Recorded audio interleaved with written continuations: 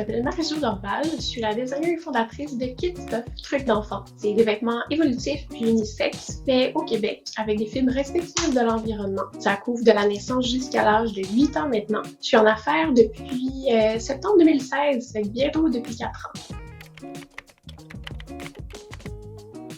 Au démarrage de mon entreprise, j'ai vraiment été chanceuse. J'ai eu l'opportunité de faire le SAGE, qui est avec l'École des entrepreneurs. Puis dans le cours de leur programme, il y a justement l'étude de marché. J'ai fait un petit sondage, un questionnaire que j'ai beaucoup passé via le web. Par la suite, je me suis rendu compte qu'en face à face, les réponses pouvaient être un petit peu différentes en fait. Et c'est à ce moment-là où j'ai vraiment compris tous les besoins de ma clientèle, qui elle était vraiment, qu'est-ce qu'elle recherchait. Donc à ce moment-là, j'ai vraiment pu avoir une foule d'informations. Puis les marchés puis les événements comme sporadiques ont vraiment pris une importance vraiment grande pour moi puis mon entreprise à ce moment-là, justement. Ma clientèle est vraiment très vaste, donc il y a autant les parents des enfants, les grands-parents, la famille, les amis, puis il y a aussi plusieurs petits segments de clients aussi qui viennent magasiner chez nous pour différentes raisons, dans le sens où peut-être que quelqu'un cherche des produits principalement faits au Canada, d'autres vont chercher justement des produits qui sont simplement non-genrés, donc c'est tout un bassin de clientèle que je peux rejoindre, mais qui sont fragmentés justement selon différents paramètres. Je crois qu'au départ, j'étais peut-être pas consciente à quel point je pouvais avoir des informations sur ma clientèle cible. Puis maintenant, en passant par les médias sociaux, justement, par l'arrivée des stories sur Instagram, les mamans sont littéralement en train de filmer leur vie du quotidien avec leurs enfants. Donc, ça donne des informations qui sont super précieuses sur comment est-ce qu'ils vivent justement leur journée, de quel type de vêtements est-ce qu'ils ont besoin pour être adaptés aux journées passées avec les enfants. J'en apprends vraiment à tous les jours là, sur ma clientèle. Ça se peaufine en fait à tous les jours.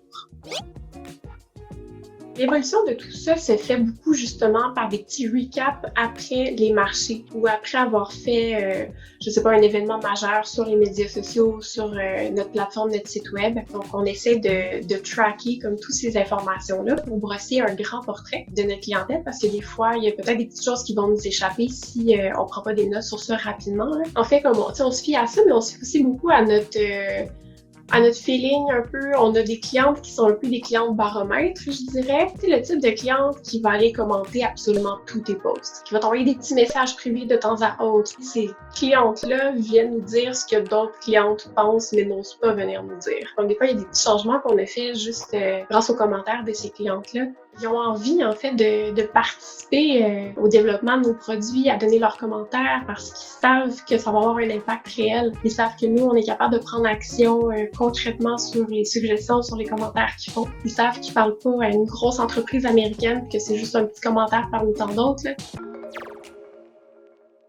Principalement, j'utilise des outils qui sont déjà à notre disposition, entre autres sur Facebook ou sur Instagram, toutes les petits paramètres d'analyse justement de nos clientes. La même chose sur nos infolettres, la même chose sur notre site internet. Donc, c'est tous des outils qui sont gratuits, qui sont à notre disposition, puis qui permettent de mesurer l'interaction avec ces gens-là, leur niveau d'interaction, puis de mesurer justement, de mieux les connaître ces clientes-là. Pour l'instant, c'est les seuls outils qu'on utilise. Sinon, ce qui est peut-être un petit peu moins, qui est un petit peu moins mesurable en fait, c'est justement d'aller voir dans les stories sur Instagram. Donc, on va suivre plein de mamans qu'on connaît peut-être pas, puis on va voir un petit peu leur story à tous les jours. On passe comme 30 minutes, 1 heure environ là, sur les médias sociaux, juste pour aller voir c'est quoi leur quotidien. Donc, c'est pas quelque chose qui est vraiment, c'est un petit peu plus difficile à mesurer et à quantifier, mais au final, ça nous donne quand même un bon portrait là, de cette clientèle-là.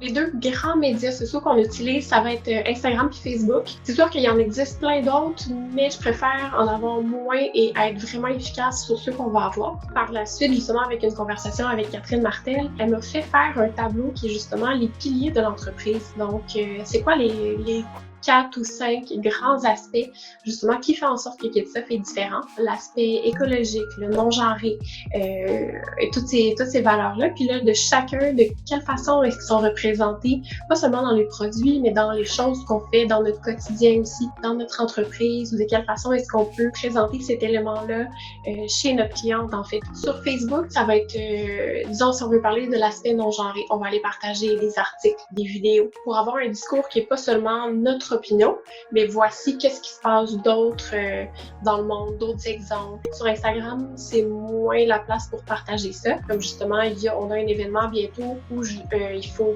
bien présenter comme chacune des valeurs. Puis quand on s'est dit, OK, pour l'aspect non-genré, qu'est-ce qu'on fait? On s'est dit qu'on allait partager une citation parce qu'on voit justement que c'est ce qui va aller beaucoup rejoindre notre clientèle. Ils aiment ça justement, être inspiré à voir ce type d'information-là qui est pas seulement, encore une fois, on va pas aller parler du produit, mais on va aller partager une citation que quelqu'un a dit par rapport au sujet qu'on veut partager. Donc, c'est pas seulement de toujours parler de notre produit, mais de parler justement plus de parler des valeurs en fait, parce qu'on se rend compte justement que nos clientes, c'est ça qu'elles achètent. Elles achètent comme beaucoup nos valeurs avant même d'acheter le produit. D'aller voir les gens en personne avec le produit puis de discuter avec eux. C'est peut-être en faire comme un questionnaire pour mieux connaître la clientèle sur papier, mais de vraiment pas hésiter d'aller voir les gens avec le produit pour avoir leurs commentaires, leurs feedbacks, puis pour faire les ajustements rapidement aussi. C'est sûr que quand on démarre, c'est quelque chose qui est ça va être super intimidant. Là. Je me souviens la première fois dans mon premier marché avec mes produits, les autres exposants autour de moi étaient comme c'est vraiment beau ce que tu fais, ça va vraiment bien marcher. Puis moi j'ai été stressée, là. Mais au final, comme c'est la meilleure façon de le faire, là, justement, s'ils sont pas contents, ben demandez pourquoi. Qu'est-ce qui leur plaît pas? Pourquoi est-ce qu'ils achètent pas le vêtement? Si j'ai un commentaire, c'est ça, ce serait de pas hésiter puis d'oser aller voir les gens avec nos produits. Ah zut, je m'étais toute mêlée en plus dans cette question-là. Ben là, en ce moment, il y a un bruit de tondeuse. Ben c'est peut-être mes cheveux qui ont frotté le micro. Non? Je vais juste checker comme si c'est un voisin. C'est mon chum qui était dehors en train de couper du bois. Comme tu peux faire ça tantôt, s'il te plaît? Elle, Marie-Jo, là, elle